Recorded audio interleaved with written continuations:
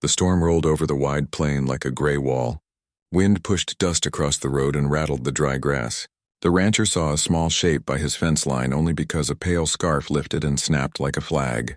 He slowed his old truck and pulled onto the shoulder. When he stepped out, the air smelled like rain and cedar. The figure was a young woman with tired eyes. Her shoes were split at the toes and her feet looked sore. She tried to stand straight, but her knees trembled. When she spoke, her voice was dry and small as if it had been used up on the wind. "Save me," she whispered. "I swear I'll serve you forever." He stayed a few steps away so she would not feel trapped. He said his name was Cole and kept his voice calm and slow. He opened a fresh bottle of water and held it out.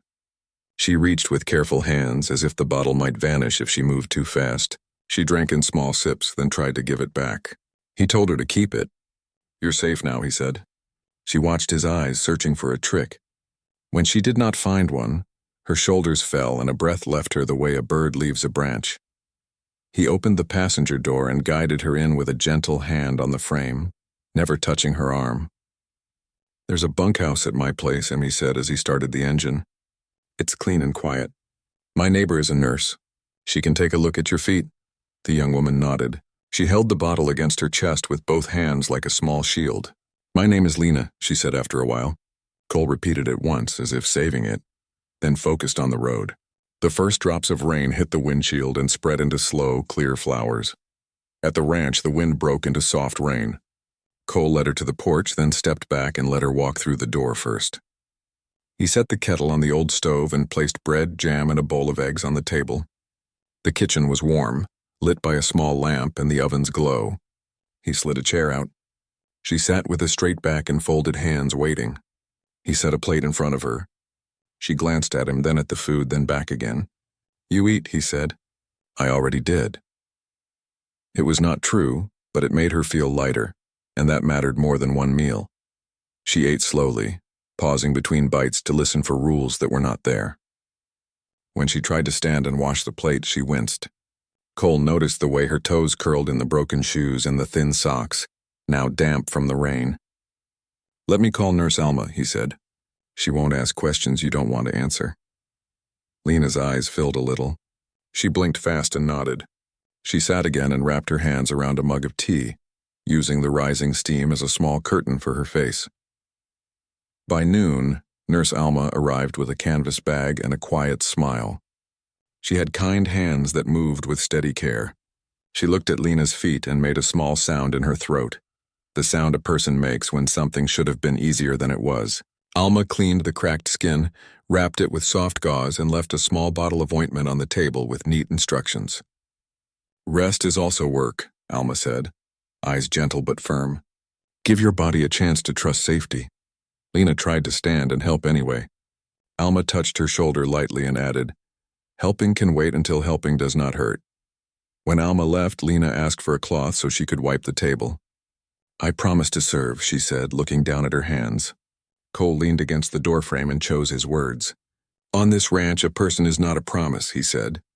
"A person is a person. Help is a gift we give each other. It is not a chain." The words seemed strange to her, like boots that did not yet fit. She nodded, but the old habit of earning every breath sat heavy on her chest. "I do not want to be a burden," she said. "You are not," he answered. "You are a guest." The bunkhouse was small but bright. The window faced the cottonwoods, and a neat quilt lay across the bed like a field of soft squares. Cole set a basket on the chair. Inside were a towel, soap, and new socks still folded in pairs. Lena touched the socks with both hands, surprised by the softness. "Thank you," she said in a voice like rain on dust. "You're welcome," he replied, and left the door open as he stepped out so she would know she could come and go as she wished. The dog curled up on the porch as if guarding the quiet for her. In towns wrapped around open land, news travels as fast as wind. By the next morning, the feed store and the diner knew that Cole had brought a stranger in from a storm. Some folks liked stories with sharp edges and quick answers. They guessed at things they did not know. Other folks liked to imagine big turns, like a rescue that ended with a dramatic debt. Cole did not listen to either kind. He checked the fences, counted the heifers, and carried tea to the bunkhouse in a chipped mug that had a painted bluebird on the side. When Lena felt strong enough for a short walk, Cole asked if she wanted to see the calves. She did. She moved carefully, testing each step as if the ground could shift. In the pen, a small calf bleated with a hungry, hopeful sound. Cole handed Lena a bottle, and the calf bumped the rubber teat with a wet nose. Lena laughed, a small, surprised laugh, the first one she had let out in a while. It was a clear note like a bell in the morning. The dog's tail thumped the dust. "You can feed this one when you like," Cole said. "Only if you want to. No promises." Little pieces of Lena's past came out over the next days, not in a single long story, but in short lines, like coins found under a cushion. There had been a job far from here where the pay was late, then later, then not at all. There had been a man who said later too many times. There had been a ride west with too many promises and too little truth. One door had closed, then another, until the road and the sky were the only open things left.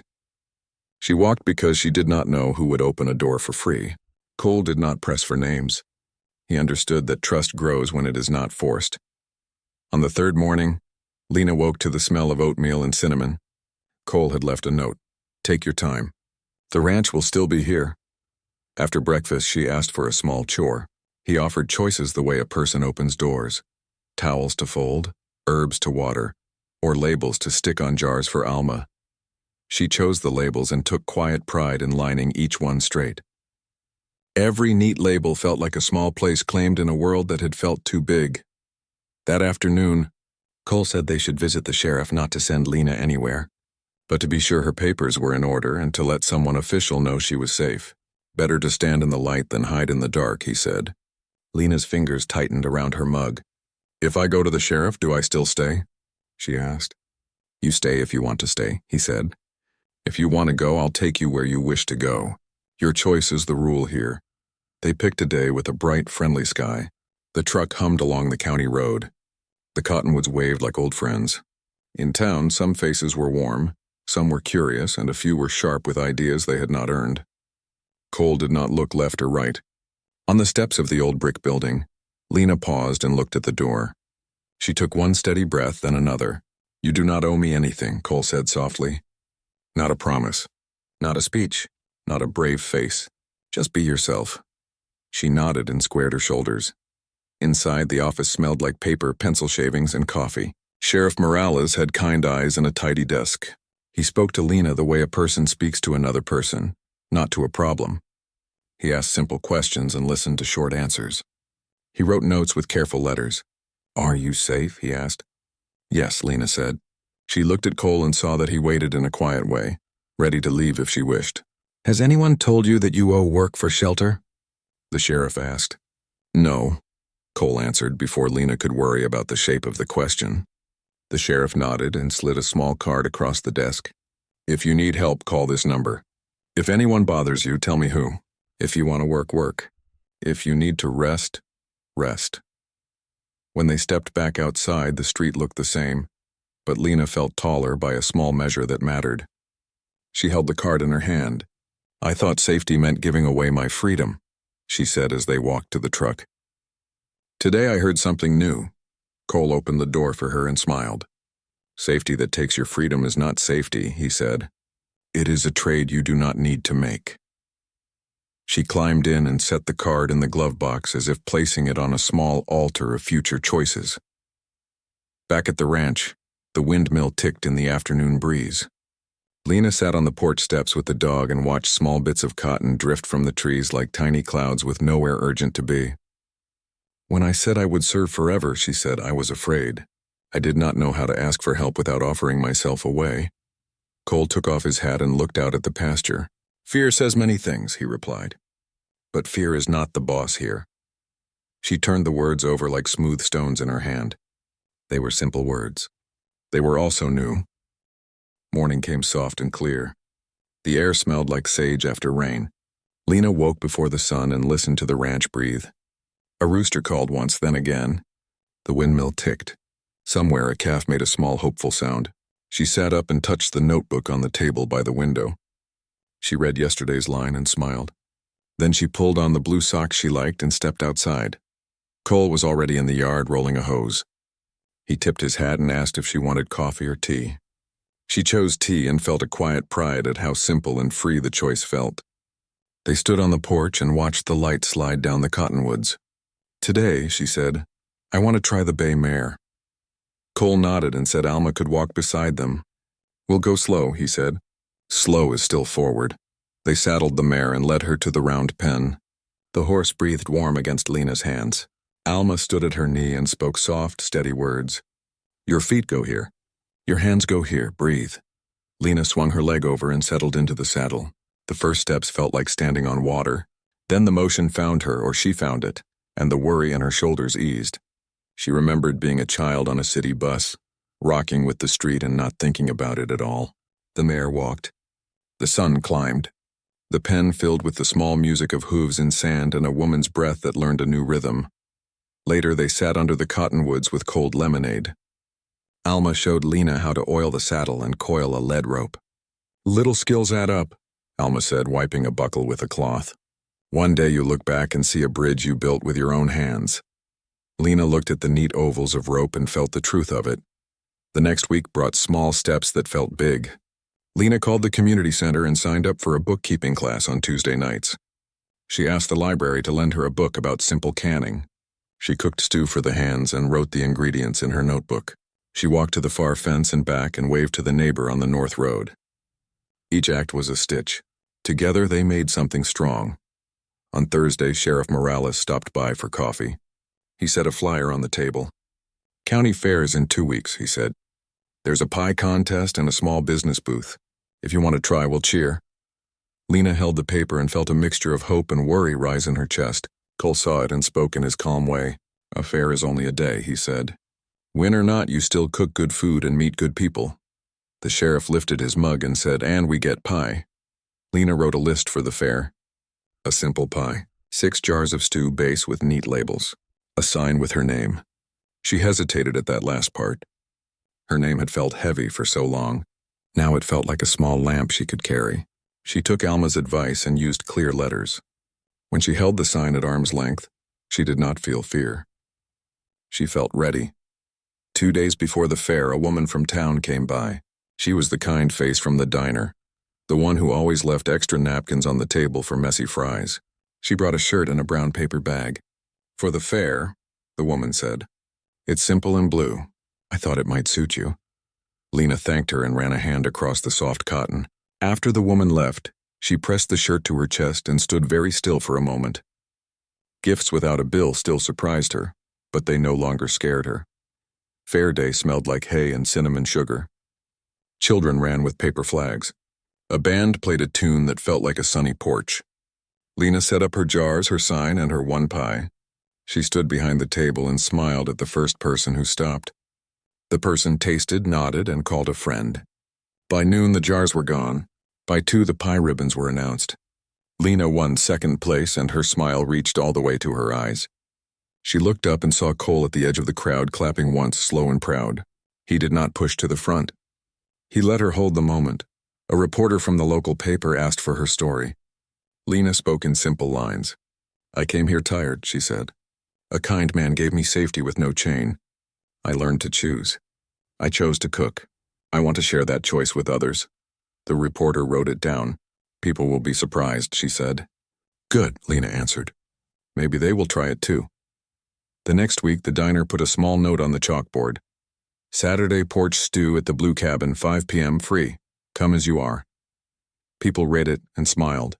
Some shook their heads and said it would never last. Some said they would come and bring bread. Some said nothing but circled the date in their mind.